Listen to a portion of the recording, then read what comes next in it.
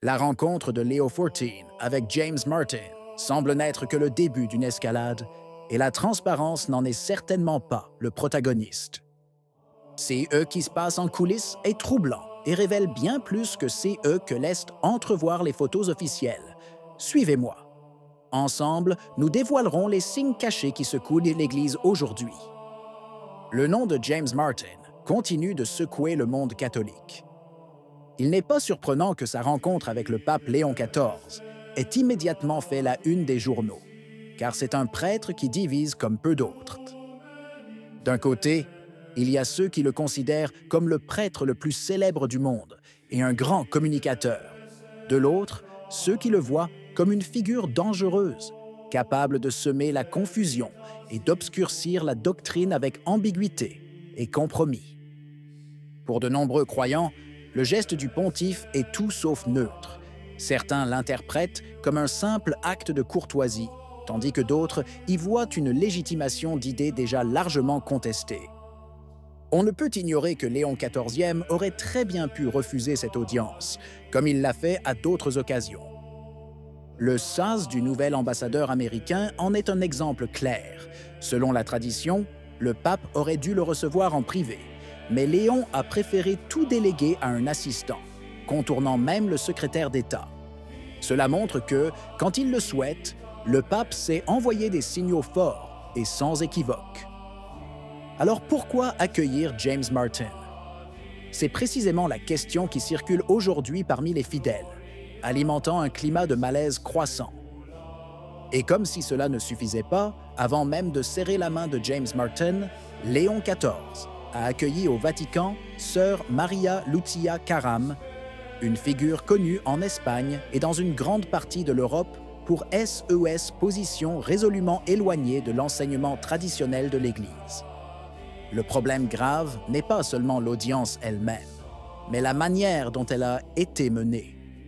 Aucune trace n'en apparaît dans le bulletin officiel du Saint-Siège, qui publie scrupuleusement chaque jour les nominations du pontife. Pourtant, quelques heures plus tard, des images de la rencontre sont apparues sur les chaînes du Vatican, avec des filigranes officielles. Une contradiction qui suggère une intention précise, dissimulée d'un côté, exposée de l'autre. Si vous appréciez notre service de sensibilisation et croyez aux valeurs de vérité et de transparence, achetez un super merci. Chaque contenu requiert engagement, étude et dévouement, et notre travail est entièrement autofinancé. Votre soutien nous aide à poursuivre cette mission. Merci infiniment. Pourquoi? Pourquoi choisir d'effacer des archives CE qui est ensuite publiée sous forme de photographie? Ces questions ébranlent l'opinion publique catholique, car le langage des gestes est souvent plus éloquent que 1000 communiqués de presse. Si l'intention était de corriger ou de réprimander la religieuse, pourquoi ne pas rendre la visite publique? Pourquoi laisser prévaloir une impression de proximité, voire de soutien sans réserve? Le choix apparemment incohérent devient ainsi un message politique et ecclésial qui ne passe pas inaperçu. Sœur Caram n'est pas étrangère à la scène européenne. Dominicaine d'origine argentine, elle vit en Catalogne depuis des années et est devenue une figure incontournable des médias ibériques, où elle offre des opinions impartiales sur des sujets très sensibles. Il a ouvertement nié la virginité perpétuelle de la Vierge, a demandé que l'Église bénisse toute forme d'union émotionnelle et a soutenu que ni Dieu ni l'Église ne devraient interférer avec ceux qui choisissent des pratiques contre la vie. Il ne s'agit pas de déclarations isolées, mais plutôt de déclarations répétées lors d'interviews et de conférences, CE, qui lui vaut le surnom de James Martin en habit d'ecclésiastique, à la différence près qu'elle ne cherche même pas à sauver les apparences. Son langage est direct, presque provocateur, et ne laisse aucune place à la nuance. C'est pourquoi beaucoup se demandent quel sens il y a à lui offrir une audience privée avec le pape, alors que des prêtres et des évêques fidèles à la doctrine sont réduits au silence ou destitués par des décisions rapides comme l'éclair. La disproportion est évidente et la contradiction est cuisante. Sa notoriété médiatique, conjuguée à des positions jugées hérétiques par de nombreux théologiens, fait d'elle une figure clivante, incarnant la crise doctrinale de CES dernières années. Pourtant, loin d'être corrigée, elle est accueillie avec les plus grands honneurs. Les réactions ne se firent pas attendre.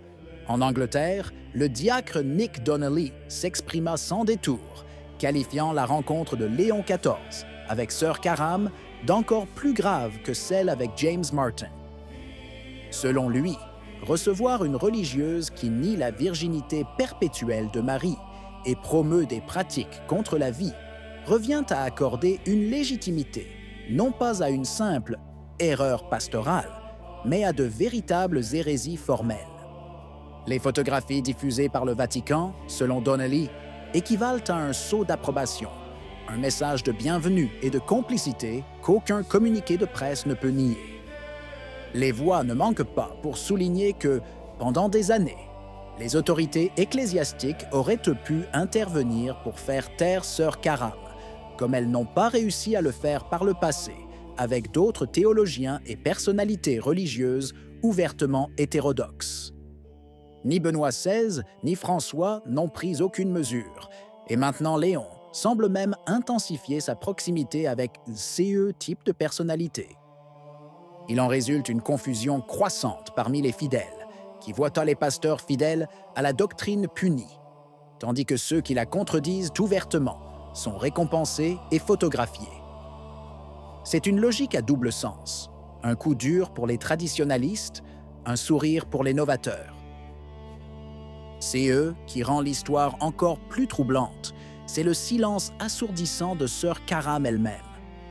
Habituée à partager chaque détail de sa vie sur les réseaux sociaux, prompte à s'immortaliser en selfie avec des personnalités politiques et des célébrités, elle n'a cette fois rien publié. Pas une seule déclaration, pas une seule photo personnelle. Il en va de même pour les médias, qui amplifient généralement chacune de SES explosions. Un silence soudain. Un tel silence coordonné ne peut apparaître que comme une stratégie, presque un ordre tacite de ne pas faire de bruit. Alors pourquoi les images officielles ont-elles continué à fuir les chaînes du Vatican? S'agissait-il d'une erreur de communication ou, pire, d'une erreur de calcul? Quoi qu'il en soit, l'écart est flagrant. Le bulletin reste muet, mais les photos parlent d'elles-mêmes.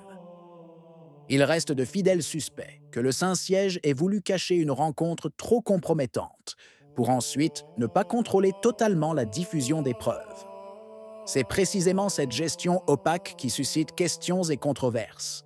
Si l'audience était corrective, pourquoi ne pas la rendre publique? Si, en revanche, elle ne l'était pas, alors la dissimulation apparaît comme une confirmation indirecte de la gravité des faits. Qu'en pensez-vous? Si vous avez aimé la vidéo, laissez un commentaire. Amen. Que Dieu vous bénisse.